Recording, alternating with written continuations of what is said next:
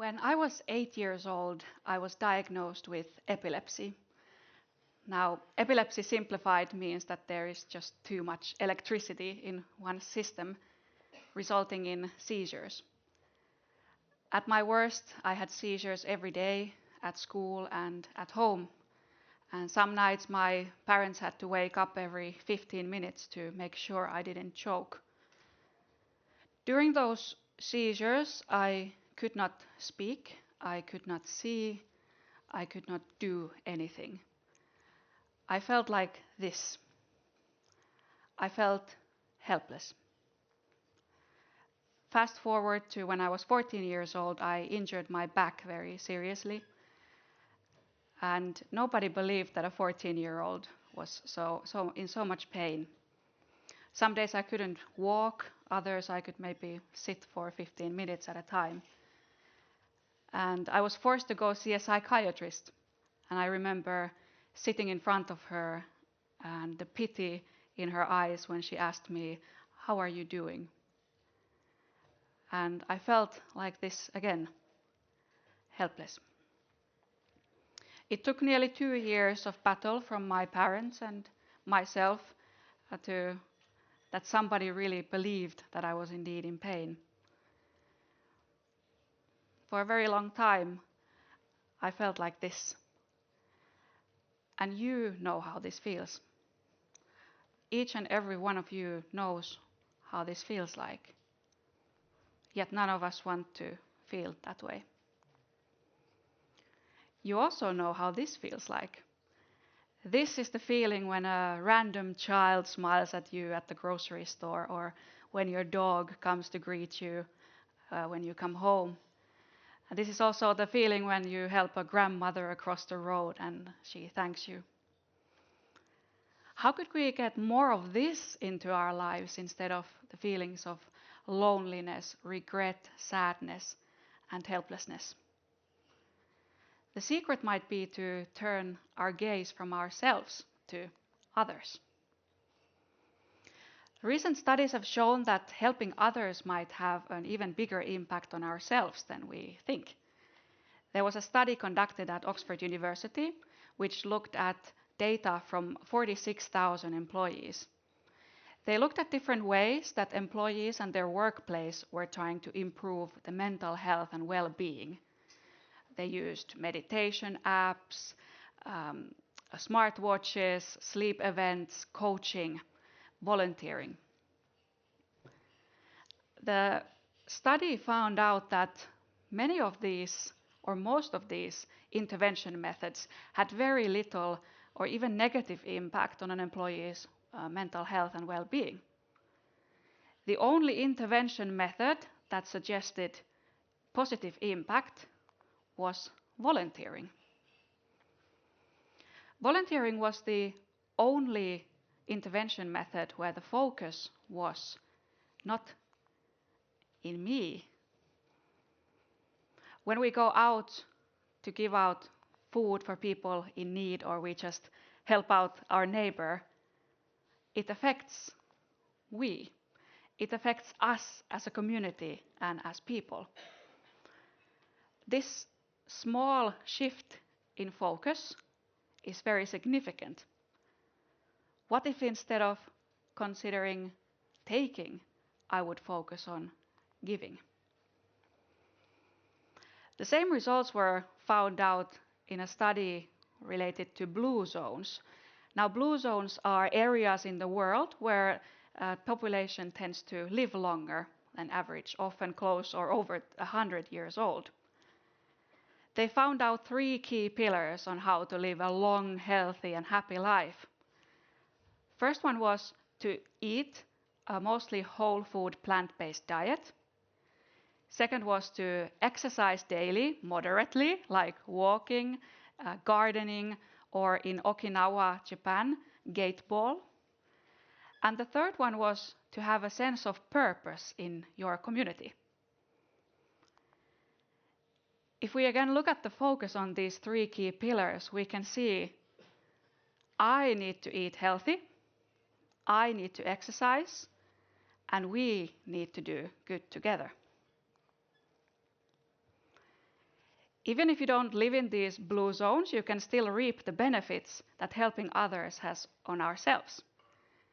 Helping others lowers our blood pressure and stress levels, even though it can be a bit stressful to help others sometimes. Helping others reduces your feeling of physical pain. If you are in pain, you feel less of it on helping others. And it gives us perspective. When we see that someone is struggling, it gives us perspective on our own lives, making our own struggles often seem much smaller. Helping makes us stronger as it releases different hormones like oxytocin and endorphins. Helping is rewarding when you go help somebody in need and you see the impact that your good deed has. It releases dopamine, a reward for you. And helping is love, literally. For when you give out your time and skills to do something good, your body feels as if you're falling in love, resulting in a helper's high, which is the uplifting feeling you get after you have done a good deed or something good for others, an act of kindness. This helper's high is a very human being, a very natural instinct in us human beings to help fellow humans.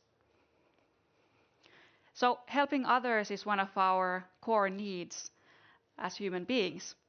And Maslow's hierarchy of needs defines the 5 basic human needs, which are physiological, such as food and warmth, safety, employment, health, belonging and love, romantic love, friendship, a feeling of belonging, esteem, self-worth, that you are seen, and self-actualization, being the most you can be.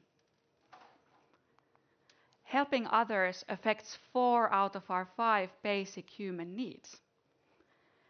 So in helping others, we can actually find a way to help ourselves. I found out that by helping others, I can help myself. I randomly saw an ad in the local newspaper of my city looking for support adults for children and teenagers whose families were going through divorce, drug abuse, alcoholism. I took them to movies, we watched their favorite Netflix shows, we did some baking, shopping together, things that their parents couldn't or wouldn't do. It wasn't babysitting, but it was more just being there. And quite fast I understood that just being me was enough. Just being me was helping these children and teenagers.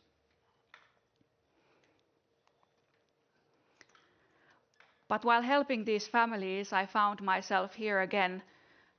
For every one child I was helping, there were hundreds waiting for a support adult. And I felt like I could do more. I felt like I could do so much more in terms of making asking for help and giving help easy. Because it is not easy to ask for help, and it's also not easy to help others. And that's why I founded Commu, which is like Tinder but for doing good deeds. In Commu, you can ask for help and give your help with just a few touches of a button. We started from nothing but a need and a want to tackle the biggest social issues of our lifetime, such as loneliness, as currently half of the European population suffers from loneliness, and it is as detrimental for our health as smoking. We believe that helping others is actually the best excuse to get to know new people and form strong social connections. Our grandparents knew that already. And in just a few years, we have received international recognition from United Nations to Forbes. Our users have done more than 25,000 good deeds on the platform, ranging from neighbors helping each other fix their bikes to Ukrainian families getting help. Companies have stepped in to help their local communities and give back in a very tangible way through their time and expertise. Now, Commu is not just an app, it's about giving back. It's about finding that power in helping others and making a difference and seeing that no matter how big or small, your good deed matters. Everyone's need for help is important, and everyone's help matters. We need to show that every good deed counts. One person who has made doing good very visible is the biggest YouTuber of our time, Mr. Beast.